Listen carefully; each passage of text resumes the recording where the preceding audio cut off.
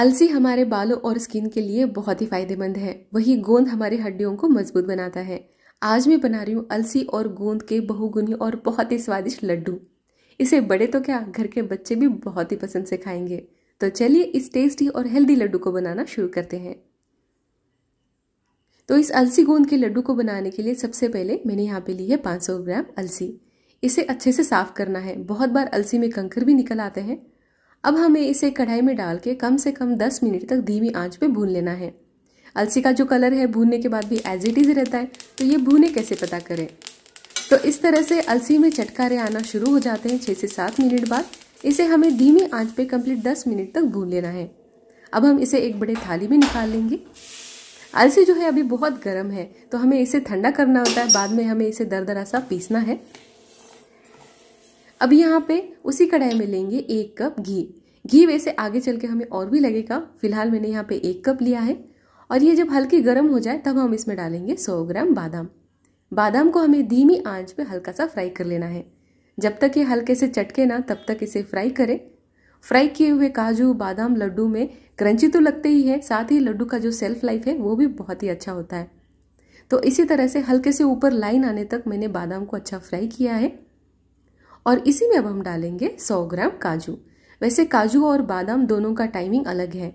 बादाम को थोड़ा ज़्यादा टाइम लगता है और काजू आप देखोगे डालते ही हल्के गुलाबी शुरू हो जाएंगे होना। तो यहाँ पे काजू भी है, वो भी निकाल लेंगे। अब इन ड्राई फ्रूट को भी हमें कम्प्लीटली ठंडा करना है। अब जो ये बचा घी है ना, इसी में हम गोंद को फ्राई कर लेते हैं। तो यहाँ पे मैंने लिया है 200 ग्राम गोंद। गोंद मैंने बारीक वाला यूज़ किया है, आप चाहे तो मोटा वाला भी ले सकते हैं। गोंद को फ्राई करने के लिए जो घी है अच्छा गर्म होना चाहिए। जितना अच्छा गर्म होगा घी उतना ही आप देखोगे जो गोंद है अच्छे से फूलना चालू हो जाएगा।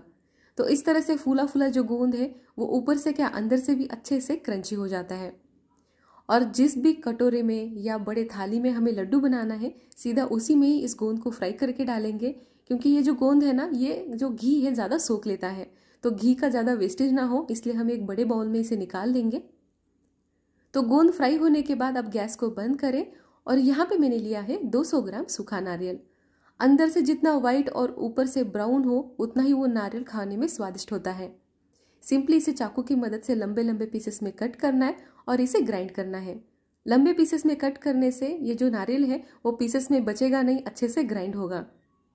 और ग्राइंड करने के बाद जो हमारा बचा हुआ घी है सीधा इसी में इस पाउडर को डाल देंगे और इसे हमें धीमी आंच पे 2 से 3 मिनट के लिए भून लेना है।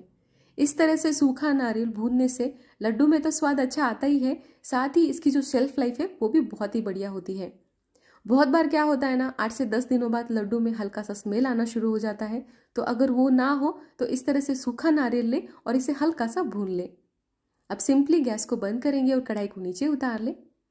अभी हमारा ये जो गोंद है हल्का ठंडा हो चुका है, तो सिंपली इसे हमें मैशर की मदद से मैश कर लेना है। अब इस गोंद को हमें ज़्यादा बारीक नहीं करेंगे, हल्का सा दरदरा ही रखेंगे। इस तरह से जो मोटे हल्के दरदरे होते हैं गोंद, वो लड्डू में क्रंचनेस का काम करते हैं, जो कि खाने में बहुत ही स्वादिष्ट लगेगा। अब यहाँ पे जिस ग्राइंडर में मैंने नारियल को पीसा था उसी में हम थोड़ा थोड़ा करते हुए अलसी को पीसेंगे। वैसे इस अलसी को हमें ज़्यादा बारीक नहीं करना है, हल्का दरदरा ही रखेंगे। तो सिर्फ 1 मिनट के लिए पल्स मोड पे इसे हल्का हल्का ग्राइंड करें और इस गोंद में सीधा ऐड कर देंगे।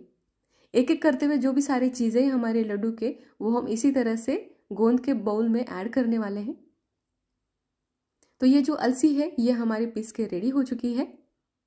और जो हमने शुरुआत में काजू और बादाम को फ्राई किया था, अब उसे थोड़ा सा बारीक कर लेते हैं। शुरुआत में मैंने इसे चाकू से बारीक करना चाहा, बहुत सारे ड्राई फ्रूट थे तो सिंपली मैंने पत्थर की मदद से इसे हल्का हल्का दबाया। तो आप देखोगे ये जो कितना अच्छा क्रंची हो चुके हैं ना, इसके वजह से आसानी से ये पीसेस में कन्वर्ट हो चुके हैं। अब इन ड्राई फ्रूट को भी हम अलसी में ऐड कर लेते हैं और साथ ही इसमें डालेंगे भुना हुआ नारियल। अब ये सारे चीज़ों को पहले अच्छे से मिक्स कर लेंगे। लड्डू बनाने से पहले ये जो सारे इंग्रेडिएंट्स होते हैं इसे अच्छे से मिक्स करना बहुत ज़रूरी है। तो इस तरह से अलसी के लड्डू में नारियल डालने से आप देखोगे इसका जो स्वाद है वो बहुत ही अच्छा आएगा। साथ ही ड्राई फ्रूट भी हमारे सेहत के लिए बहुत ही फायदेमंद है और वो टेस्ट में और भी बढ़िया मज़ेदार बनाने का काम करते हैं। तो सारी चीज़ें से अच्छे से मिक्स होने के बाद अब हम इसमें ऐड करेंगे जायफल यानी नटमेग। मैंने यहाँ पे एक पूरा जायफल लिया है और फ्रेशली हमें इसे इसी तरह से घिस लेना है। फ्रेश जायफल जिस तरह से हम यूज़ करते हैं लड्डू में, आप देखोगे इसका जो स्वाद है, खुशबू है, बहुत ही अच्छी आती है।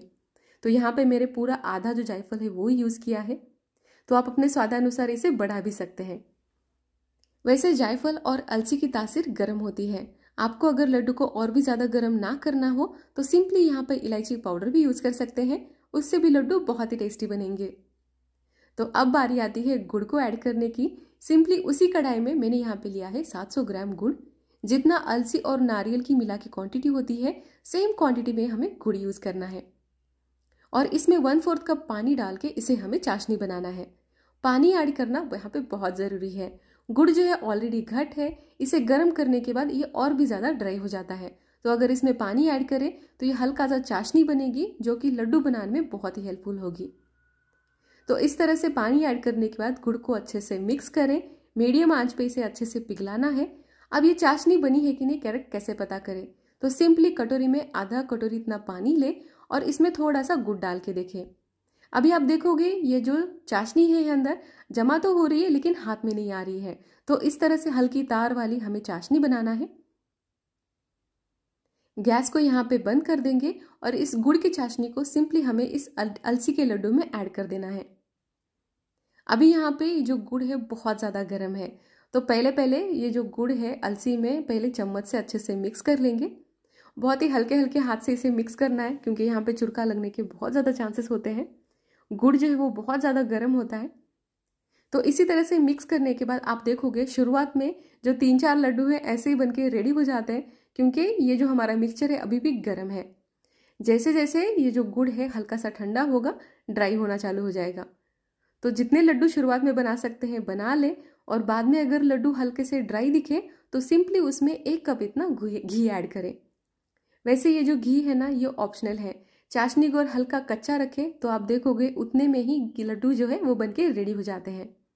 तो यहाँ पे मैंने एक्स्ट्रा 1 कप इतना घी ऐड किया है। सारे मिक्सचर को फिर से मिक्स कर लेते हैं। तो बाद में ये जो 1 कप मैंने घी ऐड किया है ये बिल्कुल भी ऑप्शनल है। आपको यहाँ पे घी ऐड ना करना हो तो जो गुड़ की चाशनी है इसे और भी हल्का कच्चा रखें। तो आप देखोगे ये जो अलसी के लड्डू हैं ये बनके रेडी हो जाएंगे। तो एक एक करते हुए सारे लड्डू इसी तरह से बना के रेडी कर लेना है।